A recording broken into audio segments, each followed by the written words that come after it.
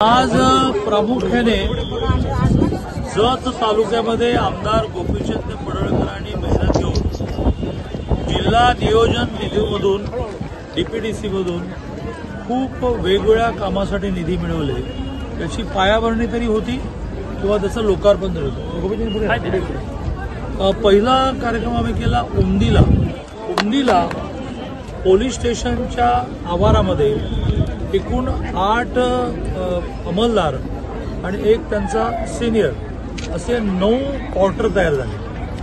त्या 9 क्वार्टरची पायाभरणी आज झाली आणि 8 महिन्यामध्ये 9 महिन्यामध्ये हे क्वार्टर पूर्ण होतील। उमदी हे दूर असल्यामुळे बऱ्याच वेळेला घराची सुविधा नसल्यामुळे पोलीस अधिकारी येत नाहीत, त्यामुळे खूप मोठी सोय झाली। मोदीजींनी आयुष्यमान आरोग्य केंद्र असं म्हणायला सुरुवात केली, पण त्यात फक्त म्हणणं बदललं असं नाही, तर एकूणच त्या आयुष्यमान आरोग्य केंद्राचा साईज पण वाढवला, सुविधा पण वाढवल्या, त्यालाही 4 कोटी रुपयाचा निधी मिळालेला आहे।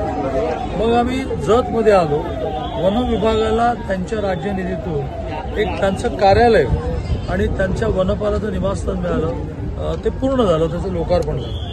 आणि सगळ्यात महत्त्वाचा कार्यक्रम आता पूर्ण झाला। 77 कोटी 94 लाख राज्याच्या नगरविकास खात्याच्या नगरोत्थानमधून जतला मिळाले।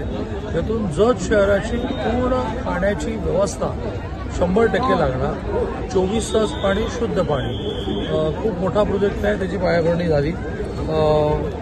बाकी दिवसभरामध्ये लांगोळेला कवठेमहांकाळजवळ राज्यस्तरीय बैलगाडी स्पर्धा झाली, असे बरेच कार्यक्रम होते। पण